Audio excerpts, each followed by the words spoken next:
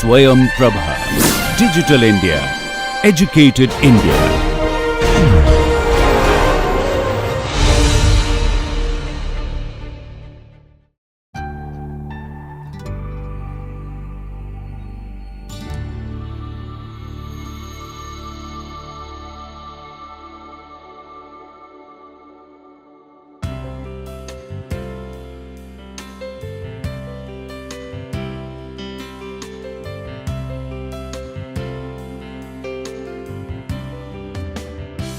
Hi everyone, welcome again to the course of structural biology. We are continuing with structural biology techniques.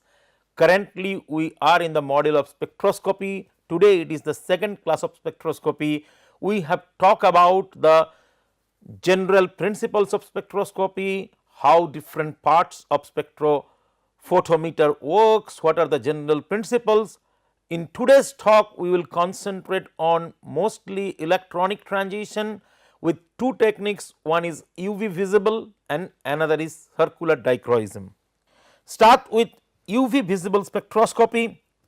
Molecular UV visible spectroscopy is driven by electronic absorption of UV-Vis radiation. So, here the excitation affect the electronic level. Molecular UV visible spectroscopy can enable the structural analysis, detect molecular chromophores, the compounds which are spatially showing difference, analyze light absorbing properties specially applicable for photochemistry. Spectroscopy of the electrons surrounding an atom or a molecule is the electron energy level transition. So, atoms, electrons are in hydrogen like orbitals like s, p, d, f, and in molecule electron are in molecular orbital, HOMO, LUMO, which is highest occupied molecular orbital, LUMO lowest unoccupied molecular orbital. So, this is the structure, the Bohr model of nitrogen. Nitrogen have 7 electrons as you see, and with electron distribution of 1 s2, 2 s2, 2p3. This is the lowest unoccupied orbital picture of benzene. You see the delocalized electrons of the pi system. So, these type of systems are actually good, and we will see the transitions which are allowed. So, as I told, HOMO the highest occupied molecular orbital, LUMO the lowest unoccupied molecular orbital. The type of electronic transition happened sigma, pi and n electrons. So, sigma, pi and n electrons are mostly applied to organics, d and f electrons inorganics and organometallics, charge transfer for complexes. So, possible electronic transition applied to any type of any form of spectroscopy, sigma to sigma star, pi to pi star transition, n to sigma star transition, n to pi star transition, sigma to pi star transition and pi to sigma star transition. So, if you see, sigma is the sigma bond, pi is the pi bond. So, sigma is for bonding, pi is for bonding, n is for non bonding, pi star is for anti bonding and sigma star is for anti bonding. Sigma is the most stable, sigma star is the most unstable, pi is the second stable, pi star is the second most unstable, in between there is non bonding. These are the 5 layers. So, as I told, there are so many transition possible from here sigma to sigma star, sigma to pi star, these are allowable, but then there are other ones as I told, pi to sigma star and then pi to pi star, n to pi star, n to sigma star. So, N to pi star and pi to pi star transition, most common transition observed in organic molecular UV-Vis, observed in compound with lone pairs and multiple bonds with lambda max within 200 to 600 nanometer are common or facile for those electronic transition to be happened. So, we know that the three regions UV, then visible, then IR. So, UV visible spectroscopy is visible and UV. So, basic UV visible spectrophotometer acquire data in the 190 to 800, which is covering UV and Vis range and can be designed as a flow system. Okay. How it work? We have discussed about Beer-Lambert's law. It actually main principle by which it work is the calculation of that in terms of transmittance and absorbance. So, transmittance equal to I 0, you have to know I 0 and I 1. So, transmittance equal to I 1 by I 0, I 0 is the initial intensity, we have talked about that, and I 1 is the change intensity. So, this is equal to 10 to the power minus A is the absorbance, again we talked about this, A equal to alpha LC, where alpha or epsilon is the molar extinction coefficient, L is the path length,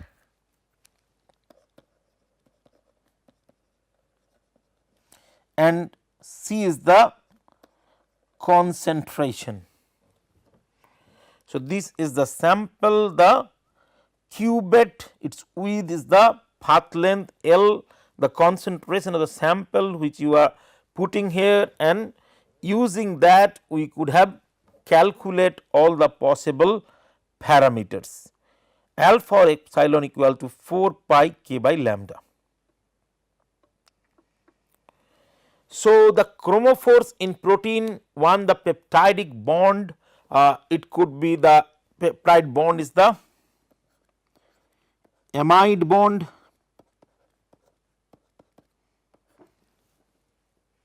we know that this is having a lone pair because nitrogen is 1 S2 2 S2 2p3.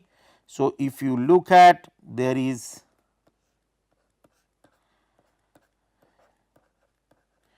in ground state, in excited state, it forms the sp3 orbital, where there is, so there is one lone pair, this lone pair is there, it contributed and get a partial double bond in the amide of the peptide bond. This peptide bond is the basic unit of protein. So, we will discuss FTIR, Raman, you will get specific amide band,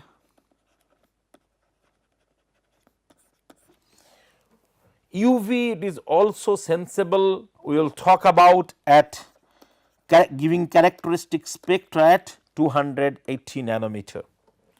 Aromatic amino acid gives spectra at 260 to 300 nanometer, and then there are attached probes which are varies according to their property, according to their binding and all these things. There are probes used for colorimetric analysis. When I say colorimetric analysis, then let us say you have an enzyme and the enzyme could break a bond. If there is a compound which produce color, when the bond breaks, this is used for colorimetric analysis as a probe. Then there is UV active assays, like there are some probes which are having changes, like again a substrate having AB bond and the AB bond breaks, and this is UV inactive, this is active, or there is any spectral shift. These type of compounds are used as UV active or differentiative probe. An example we generally use is nitrosaphine. Nitrosaphine is a compound which change color when it is attacked by the enzyme called beta lactamase. The pale yellow color change to bright red. So, these could be used as a colorimetric probe in the visible range. So, these type of things are important in study using UV visible spectroscopy. For protein, a quick but less specific measure of protein concentration is the absorbance of the sample at 280 nanometer. As I was talking about, at 280 nanometer around the protein have a peak, and then they have other peaks for aromatic amino acids phenylalanine, tryptophan and tyrosine. Most protein have an absorbance maxima at 280 nanometer as opposed to nucleic acid at 260 nanometer. This property is utilized for quick determination of concentration of a protein when we are working in the laboratory. Aromatic residues such as tryptophan, tyrosine, phenylalanine are responsible for the observed absorbance. Thus, protein lacking these residues cannot be measured using this assay. Although nucleic acid contamination can interfere with measuring protein concentration at 280 nanometer, a more accurate measure can be taken by measuring the absorbance of the sample at both 260 and 280 nanometer and using the following calculation. So, protein concentration equal to 1.55. So, this should be here. Absorbance as 280 minus 0.76 into absorbance at 260. So, this is factor A minus factor B. It is a very accurate calculation that is usually used in laboratory condition. I will not talk a lot about, but one thing I have to say here, one of the very good application of spectroscopy is enzyme kinetics. I was talking about the visible color based probes and UV based probes. In the reaction, as I told, where there is a change, directly the enzyme reacts and change the spectral property. They are called direct probes, but there are indirect probes where you have one enzyme of interest. It makes a change to compound A, which is not, suppose it change ATP to ADP. This is not colorimetric, but this ADP is changing or taking part in a reaction with enzyme B, which is making a color. Then this is used as a secondary enzyme in the assay, and this is called indirect probe. How the enzyme catalysis is measured? So, the change of spectra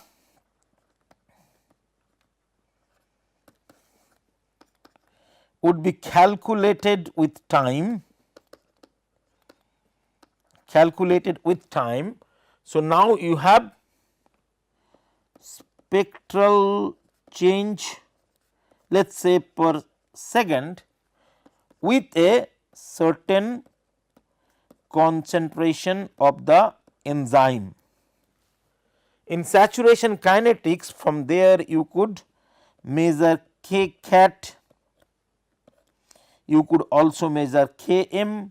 K cat by Km is the measure of the efficiency of the enzyme. You could also assay the inhibitors measuring Ki, you could measure the effect of specially reversible inhibitors by different type of assays like competitive, non-competitive and uncompetitive assays. So, UV-Vis spectroscopy in a general setup you have a sample holder and a reference holder, but in the spectroscopy instrument which is used for kinetics, there are multiple holders are present. You use different cuvettes, let us say you could use up to 18 cuvettes in general setups. So, you take 18 cuvettes, you take 6 different concentration of enzyme, keeping the substrate concentration and other things fixed, and from the rate you get you could calculate K cat Km. Also, if you want to inhibit, you could calculate Ki. In that way, UV visible spectroscopy is playing a major role in enzyme kinetics, in small molecule kinetics, photochemistry and many other things. Coming to the technique circular dichroism. To introduce circular dichroism is a type of absorption spectroscopy that can provide information on the structure of many type of biological macromolecules.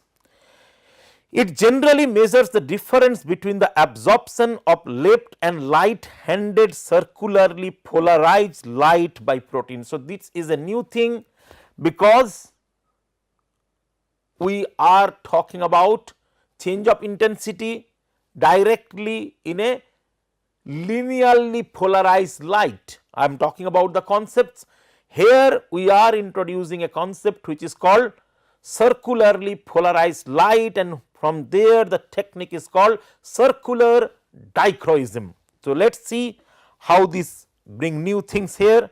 Application of CD in biology, protein structure determination. It is very good in determining the secondary structure of protein and associated changes. Changes are important because the high resolution structures generally do not give you a lot of experiment with changes. We talked about NMR, NMR gives you changes, but as we also talked about, NMR is very expensive, CD is very cheap. Induced structure change, as I was talking about, with pH, with heat, with solvent, with denaturing agent, anything, any changes you could trap in CD. Protein folding and unfolding, protein unfolding assay is a very popular assay taken care by CD, we will talk about that. Ligand binding, if there is a induced change after binding to the ligand, then you could see that. Structural aspect of nucleic acids, polysaccharides, peptides, hormones and other small molecules. So, CD is very informative. So, we are talking about circularly polarized light. So, we are going into that concept. Let us start with unpolarized radiation. Light or other electromagnetic radiation from many sources such as sun, flames and incandescent lamp consist of short wave trends with an equal mixture of polarization. So, they have light in going in all different directions. This is called unpolarized light. Oscillation which takes place in transverse wave in many different directions is said to be unpolarized. Now, if the oscillation does take place in only one direction, then the wave is said to be linearly polarized or plane polarized in that direction. What happened? The wave is coming, if you see this is the wave, it is coming and it is oscillating in one direction. So, traveling in one direction, because wave would be coming in a wavy way, right. So, it goes in that way. If you see, you would get like this.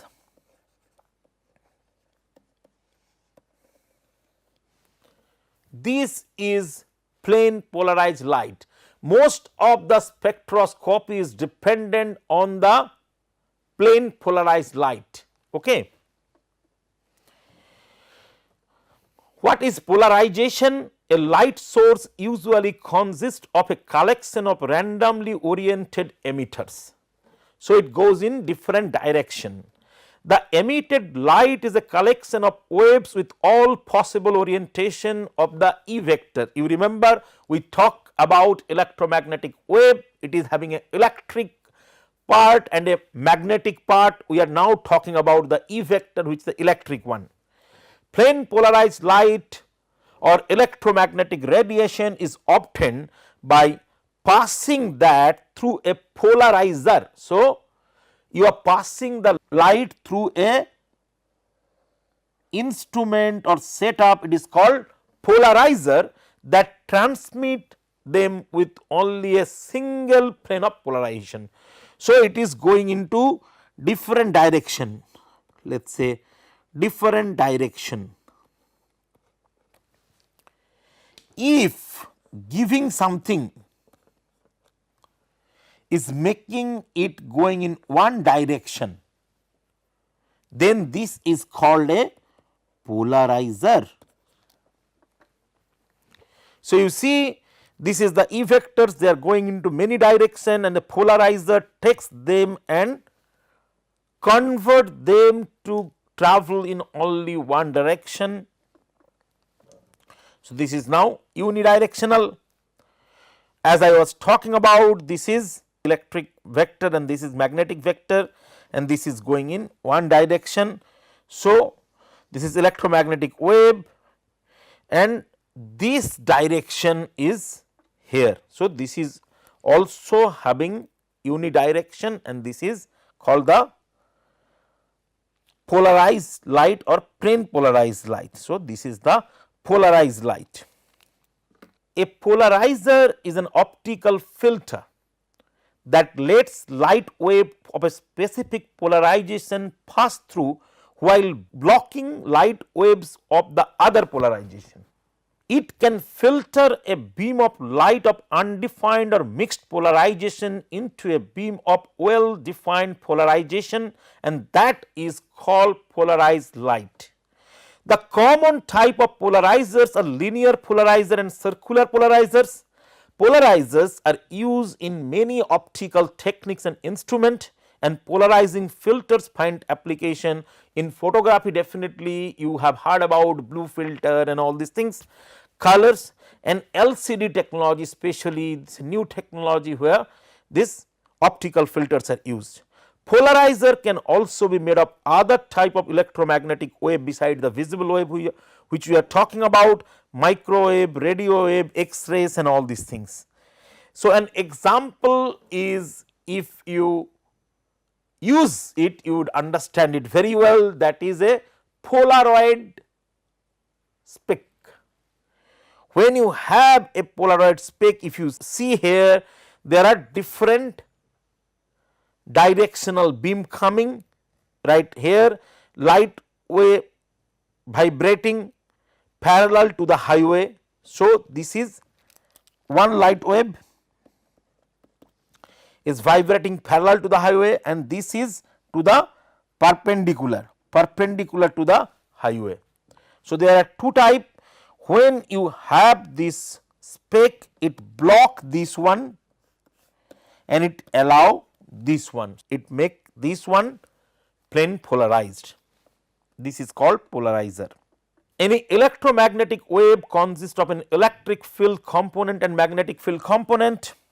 The electric field component is used to define the plane of polarization, because many common electromagnetic wave detectors respond to electric forces on electrons in material, not the magnetic forces. So, generally we look at the electronic vector. Polarization of light by selective absorption is analogous to the shown diagram, which is picket fence analogy diagram.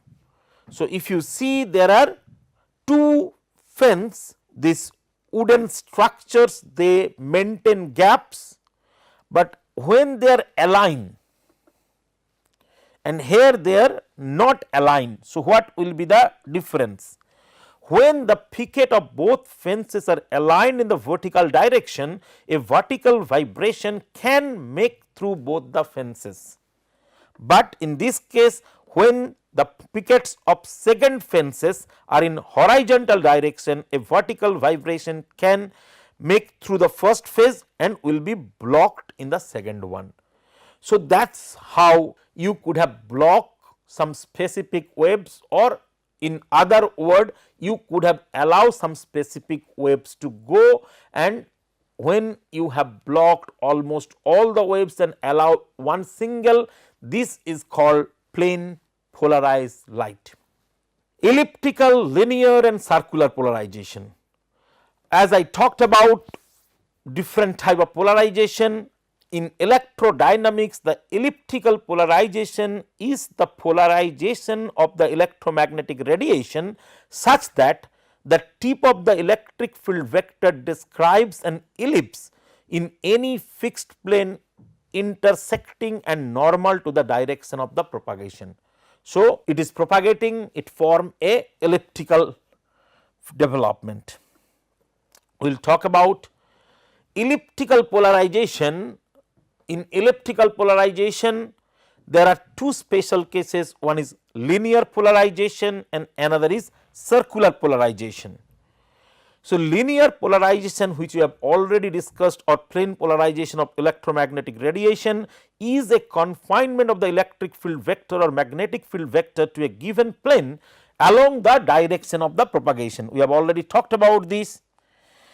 Circular polarization of the electromagnetic wave, it is a polarization state in which at each point the electromagnetic field of the wave has a constant magnitude and is rotating at a constant rate in a plane perpendicular to the direction of the wave. So, whereas this one is only perpendicular, this one is rotating, that is why it is circular polarization. So, if you are looking at this, you could understand this is the linear polarization. So, if you look at, so this is the actual one, the elliptical polarization, but here only right hand polarization is recorded. So, when it is rotating, it rotate to right hand and left hand. So, this is, if you look at this, the wave is propagating, and if you try to put the vectors, you see that they are traveling in the perpendicular of the propagation pathway, forming an elliptical form. This is same when the ellipse develops. So, ellipse could be of any type. When the ellipse is going to form a circle, that is a circular one, it would also have left handed and right handed two types, and if you follow the wave, you will also get a circle. This is what used in circular dichroism. and in linear you see that it is developing a perpendicular line. Now, if you come here you will see that how the propagation of the wave is working here. You see this is the pathway. At a given point two orthogonal waves are there and they are rotating. When they are superposed, the resulting wave lies in a plane, and when you get the resultant wave, this is linearly polarized.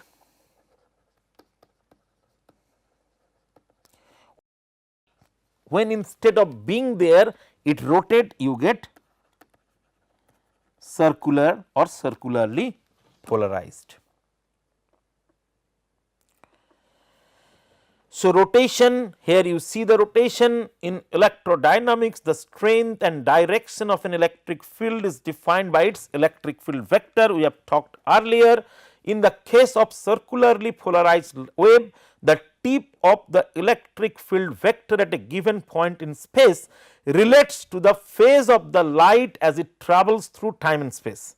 At any instant of time, the electric field vector to the wave indicates a point on a helix oriented along the direction of the propagation. If you see here, it shows the shape development of a helix.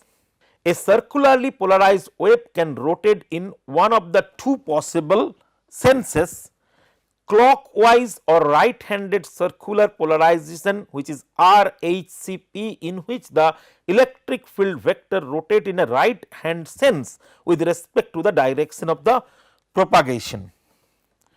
Counterclockwise in the other one, this is left handed circular polarization or LHCP, in which the vector rotates in a left handed sense.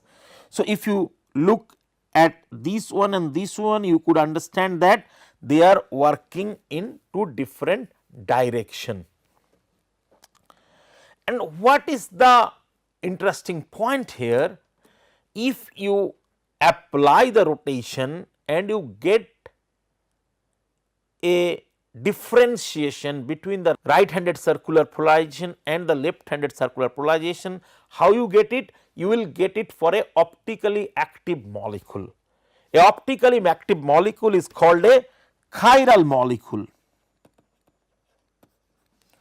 Like our hand, you cannot put it superposing to one another. Similarly, if you take a carbon, you have 4 hands, then what will happen? If you draw a plane, like if you draw this plane, one would be above and other would be below the plane. So, if one structure is this being AB, other structure is this being BA. These are called optically active compound, and if you have optically active compound, you get differential dichroic, differential theta when you pass through right hand circular polarization and left hand circular polarization.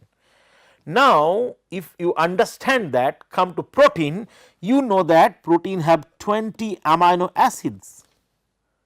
Among these 20 amino acid, 19 amino acids are chiral. So, that is what circular dichroism becoming so popular and so interesting in the study of protein molecule. So, the plane polarized light is obtained by passing light through a polarizer, as we talked about polarizer earlier, that transmit light with only a single plane of polarization. It passes only those components of the E vector that are parallel to the axis. This is the propagation, only the polarizer on the parallel axis, so that perpendicular to the propagation direction. Circular polarized light, the E vector of two electromagnetic wave are 1/4 wavelength out of phase and are perpendicular, the vector, that is the sum of the E vector of the two component, rotates so that its tip follows a helical path. You will see that in the dotted line. And coming to the linearly and circularly polarized light comparison, for the linearly polarized light, the electric vector direction constant, magnitude varies. So, you could see this is where I was talking about. See, this is reducing here and also here this is reducing, but they are in the same line. Circularly polarized light, the electric vector direction varies, magnitude constant. So, here you see this is rotating around. So, the electric vector direction varies, the magnitude is constant.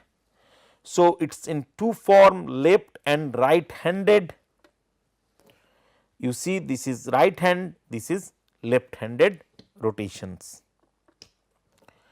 So, as I discussed now, the circular dichroism instrument, the CD, measures the difference between the absorption of left and right handed circularly polarized light. So, this is the dichroism which it measures. You see there is a right and left handed circularly polarized light. This is the photon beam. When you put the optically active compound, you get the CD signal where the preferential absorption of the right hand polarization over left hand polarization, which could be different also. One of the problem with this technique is this is measured as a function of wavelength, and the difference of the wavelength between left and right is always very small, 1/10,000 of the total. After passing through the sample, the left and right beams have different amplitudes. Also, the combination of the two unequal beams give elliptical polarized light, which we talked about. Hence, CD measures the ellipticity of the transmitted light, the light that remain and not absorbed.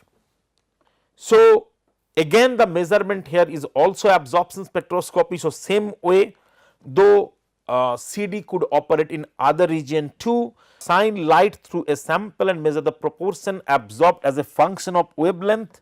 Absorbance we have already talked many times, equal to log I0 by I or I1. I0 is the initial intensity and I is the after the absorbance. So, the Beer-Lambert law is applicable here, A equal to epsilon or alpha L C, E equal to extinction coefficient. Absorbance is directly proportional to concentration C of absorbing species in the sample, and path length of the light L through the sample.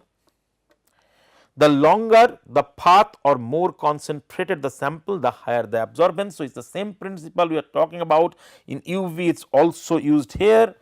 CD measures the difference between the absorption of left and right handed circularly polarized light.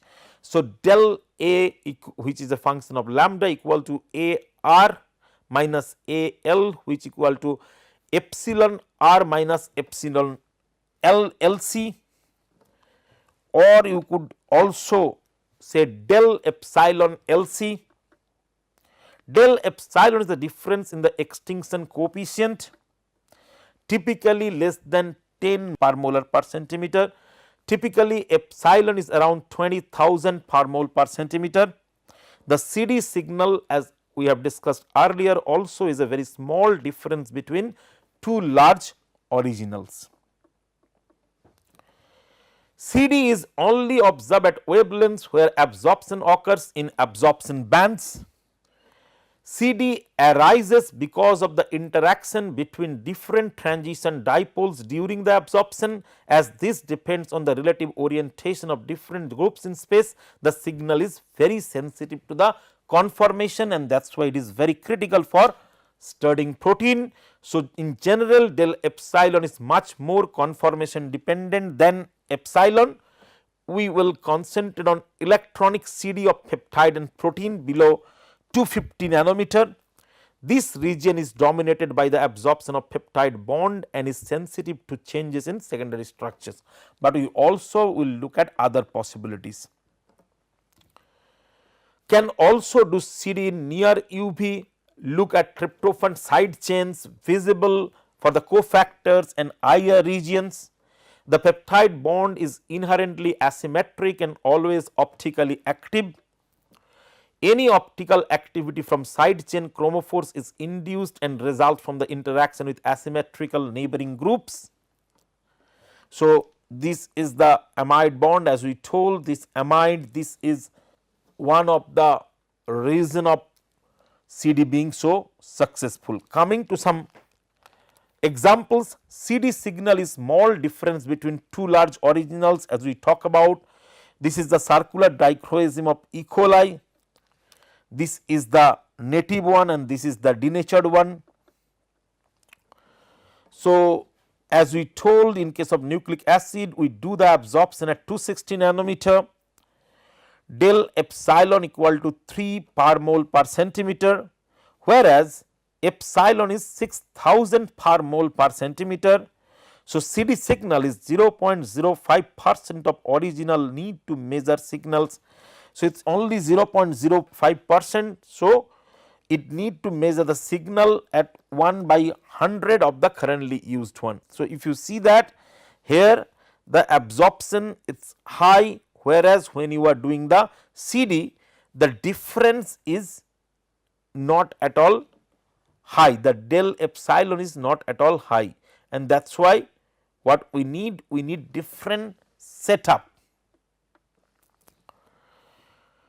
There are different types of CD. Circular dichroism, as I talked about, is an absorption spectroscopy method based on the differential absorption of left and right circularly polarized light. Optically active chiral molecules will preferably absorb one direction of the circularly polarized light. The difference in absorption of the left and right circularly polarized light can be measured and also could be quantified. UV CD is used to determine aspect of protein secondary structure. We are talking about mostly visible, but UV CD is determined secondary structures. Vibrational CD, IR CD is used to study structure of small organic molecules, proteins and DNA. UV-Vis CD investigates charge transfer transitions in metal protein complexes. So, looking at CD signals of different secondary structures, this is a graph. The x axis is wavelength in nanometer and the y axis is mean residue ellipticity in degree centimeter square and d mole inverse. So, this is the plot. You see that the two part when EL minus ER is less than 0 and EL minus ER is greater than 0, the electronic transition in left and right. So, the black bold is alpha helix, the blue dotted are beta sheet and the dotted line is random coil. So, these are standard plots. These are Fastman standard curve for polylysine in different environment. If you see, there are two type of bands, negative band and positive band. If you go back here, this is negative band and this is positive band. So, bands are in nanometer. For alpha helix 222, 208 negative band, 192 is positive band. For beta sheet 216 is negative band, 195 is positive band. For beta turn 220 to 230 is the negative band and 180, so that is weak, 180 to 190 is strong and positive band is at 205. For polypro 2 helix, a special type of polyproline type helix, 190 negative band, 210 to 230 weak positive band. For random coil, a negative band at 200. So, these are fingerprints, these are characteristic bands for different secondary structures. Based on those peaks we could do a lot of experiments. For example, we know that for alpha helix we have negative band at 222 and 208 and positive band at 192. So, let us say this positive band is here.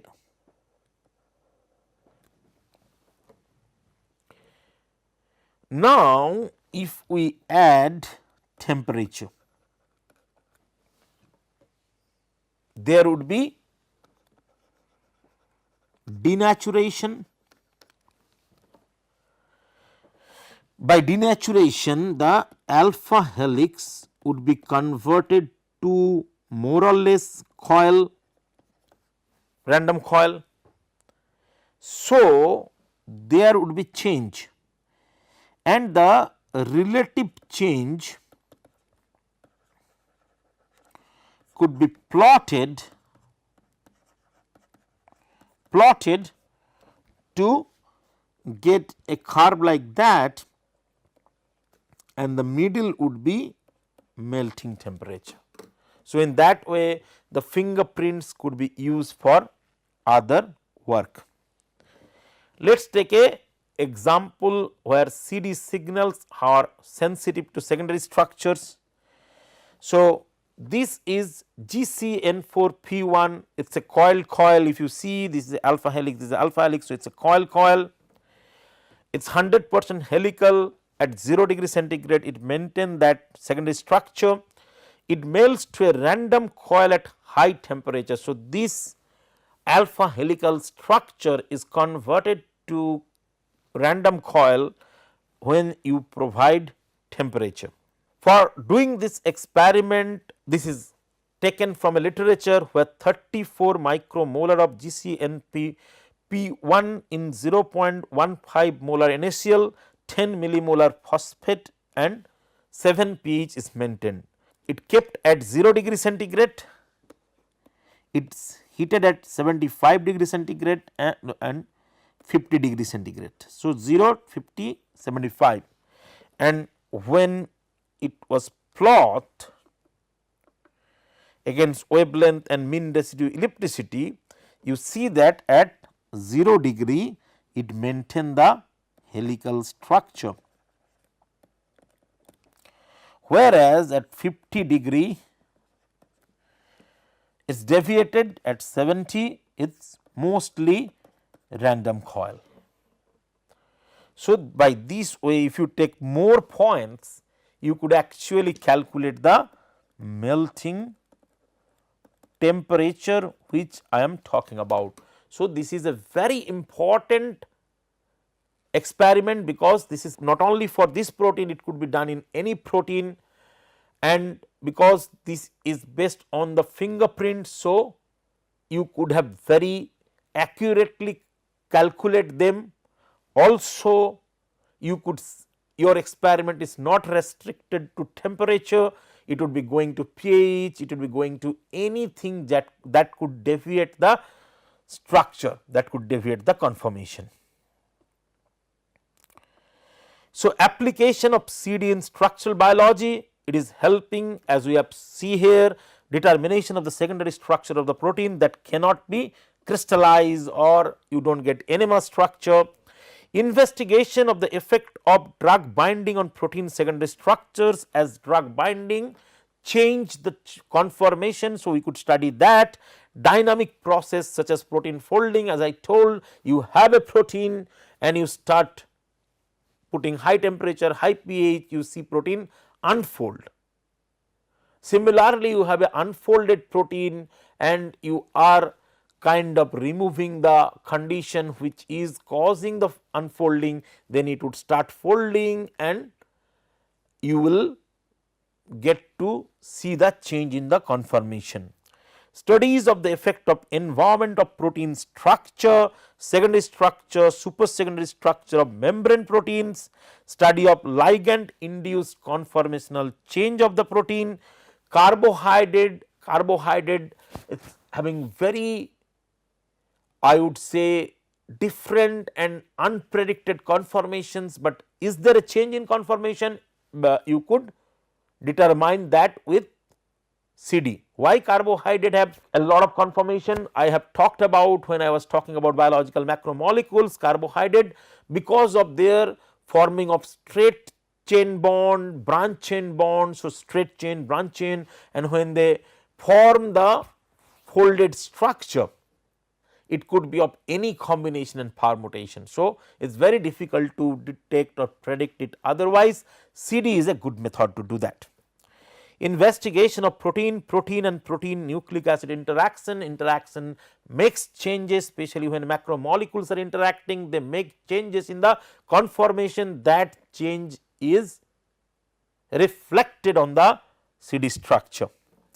Fold recognition, if you have a standard data for alpha, for beta, for different super secondary structures, this will help you to detect super secondary fold or a particular characteristic fold in protein. Why use CD? First, very simple, very quick experiments, no extensive preparation, you just have a pure protein, you put it in proper buffer and do the experiment. Measurement of solution phase throughout the experiment, throughout the course, we are trying to convince you guys that when you are putting your protein at a specific state like a crystal, that is not giving you the information which is biologically relevant. Crystallography definitely gives you the coordinate of a protein, its best thermodynamics form, but it is not as good as solution structure. CD could be studied in solution phase. So, that is one other advantage. Relatively low concentration, it is a sensitive technique. The amount of sample you could also need is very low. The CD cubate, if you see, are very small and you could use small amount of protein. Microsecond time resolution, so that is also one very important thing. Any size of macromolecule, size dependence are there in different techniques. NMR cannot be working with bigger macromolecules. Cryo-electron microscopy we are going to study will not work with smaller molecules. X-ray cannot work if crystallization does not happen. CD, anything and everything. This is where we are shifting from a particular secondary structure to a proper protein. So, 4 proteins are taken. What are the 4 proteins? One is myoglobin, which you see is all alpha. You could see here only alpha helices connected to loop, right. Here triose phosphate isomerase, you could see alpha mostly, but there are beta also. Here you have lysozyme, beta, you have alpha. Here it is only 1 310 helix, all the, so mostly beta. So, here mostly alpha, few beta, and here alpha and beta. So, when you plot them, you see a characteristic plot for all alpha, you get a big peak here. So, there is progressive change in theta 222 as the amount of helix increases from chymotrypsin to myoglobin. So, if you see here, you will see that this point and this point, this is 222. You see that for this is myoglobin, this is triose phosphate isomerase, this is lysozyme, and this is chymotrypsin. So, if you see, as I told about myoglobin, all alpha, triose phosphate isomerase having mostly alpha, lysozyme having mix of alpha, beta, and chymotrypsin beta. So, with the alpha increase, peak length increase, with beta increase, peak length decrease. So, we get a overall fit, a tendency, and these type of data are actually calculated and now they are used for determining unknown secondary structure. How? When you put wavelength in nanometer and all of these things, this is a particular graph, calculate the percentage of secondary structure by fitting the unknown curve theta u to a combination of standard curve. In the simplest case, use the Fastman standard. We already know in Fastman standard polylysine curve and many other curves are actually used. So, the formula uses theta t, theta total equal to x alpha theta alpha, x beta theta beta, x c theta c, where alpha is the alpha helix contribution, beta is the beta sheet combination and c is the random coil. Now, there would be varying alpha, beta and coils. This will give the best fit of all the thetas, and if you consider x alpha, x beta plus x c, the contribution of alpha, betas and coil equal to 1, that is equal to 100, you could say, we could calculate this by least square minimization. What is least square minimization? If you have experimentally these dots, the process you could develop a curve which will fit the maximum is called least square minimization. A little bit knowledge, see how this all these dots it are put under x y. So, the line is taken in such a way. So, if the line is chosen, it is not from 0, because if it would be drawn from 0, then it would not get the maximum dots. So, the least square method is a form of mathematical regression analysis used to determine the line of best fit for a set of data, providing a visual demonstration of the relationship between the data points. Each point of data represents the relationship between a known independent variable and an unknown dependable variable. The least square method is a statistical procedure to find the best fit for a set of data points by minimizing the sum of the offsets or residual of points from the plotted curve. Least square regression is used to predict the behavior of dependent variables. So, here we get a lot of standard data, put them and then put our unknown and determine there. So, example of fit, we take myoglobin as an example. The formula is theta total equals to x alpha theta alpha, x beta theta beta plus x c or x coil theta coil. The fit gives us idea, like the fit gives the best point where x alpha equal to 80, x beta equal to 0 and x coil equal to 20. So, from the linear regression calculation this was found, and this is myoglobin. You see most of the part are alpha. So, the determination is not bad and there are coils too. So, let us see what is the actual prediction from the high resolution structure. It agrees well with the secondary structure calculation from high resolution structure, 78% helix and 22% coil. So, this x alpha 80 is very close to 78 and 22 is also close to x coil, and there is no beta sheet. But, so this is perfect, this is ideal condition, but the CD signal depends somewhat on environment. We will discuss that point.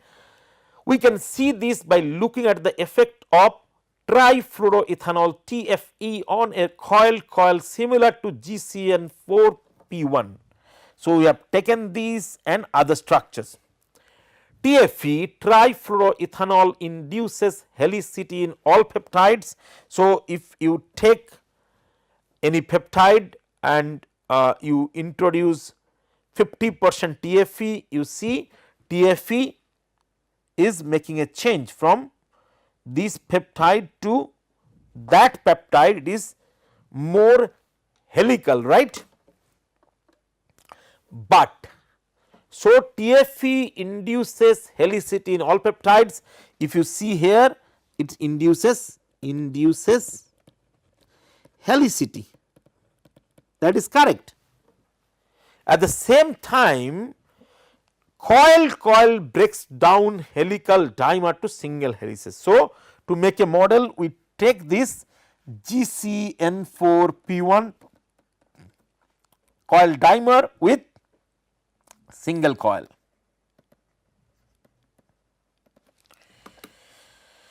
And measure, we have seen that they maintain same secondary structure. There are many different algorithms, all rely on using up to 20 CD spectra of protein of known structure. By mixing those together, a fit spectra is obtained for an unknown. So, there are different softwares. I recommend for these to go for DicroWeb, the online CD analysis tool, the link is given here, can generally get accuracies for 97% for helices. Helices calculation is always easy because of their stability, 75% for beta sheet, 50% for turns and 89% for other structure types. So, low for turns, but you know it is low because turn or coil itself does not have a confident secondary structure.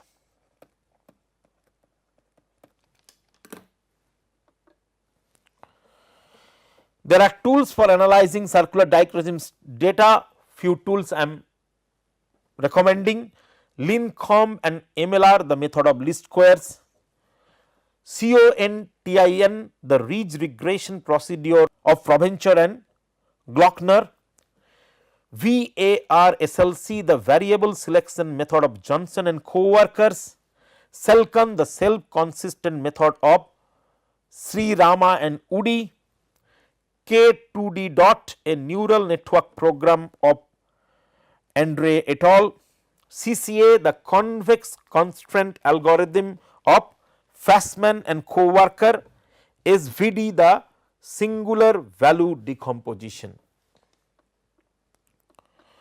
There are limitations of the CD method in secondary structure analysis. The simple deconvolution of CD spectrum into 4 or 5 components which do not vary from one protein to another is a very gross oversimplification. The reference CD spectra corresponding to 100% helix, sheet, turn, etc. are not directly applicable to protein which contain short sections of the various structures. The CD of an alpha helix is known to increase with increasing helix length. CD of beta sheet are very sensitive to environment and geometry, and their CD spectra calculation never works. The far UV curves greater than 275 nanometer can contain contribution from aromatic amino acids. In practice, CD is measured at wavelengths below this. The shapes of far UV CD curves depend on tertiary as well as secondary structures. Some practicalities to work: CD is based on measuring a very small difference between two large signals, must be done carefully. The absorbance must be reasonable, max between 0.5 to 1.5. Quartz cell, which is shown here, path length between 0.0001 centimeter and 10 centimeter, 1 centimeter and 0.1 centimeter are common. Have to be careful with buffer. Trees bad, it have high UV absorption. So, trees buffer you cannot use in the CD spectroscopy. We generally use phosphate buffer, but you could use other buffers too. Measure cell baseline with solvent, it is very critical. Then sample with same cell inserted same way around. turbidity kills, so filter the solutions, everything has to be very clean. For accurate secondary structure estimation, must know the concentration of the sample. Some typical condition for getting good circular dichroism: protein concentration 0.25 milligram per ml, cell path length 1 millimeter, volume 400 microliter, but depending on the CD cubed, need very little sample 0.1 milligram, concentrations are pretty reasonable, stabilizers, metal, ions etc. should be used minimum, buffer concentration 5 millimolar or as low as possible while maintaining protein stability. Because if you do not maintain the protein stability, your experiment is not going to work. But so protein stability is the most important thing, you have to maintain the protein stability, but while you are maintaining the protein stability, you should not forget that these other stabilizers have their own CD properties. A structural biology method that can give real answers in one day. So, summarizing, CD is a useful method for looking at secondary structures of proteins and peptides. It is an adaptation of standard absorption spectroscopy in which the difference in the absorption between left and right hand circularly polarized light is measured.